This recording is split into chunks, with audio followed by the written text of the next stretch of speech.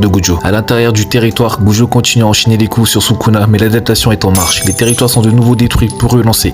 La petite différence est que Gojo a réussi à lancer son territoire 0,01 seconde de plus que Sukuna. Ainsi 2 minutes et 40 secondes l'hôtel Dominiac de Sukuna fut détruit.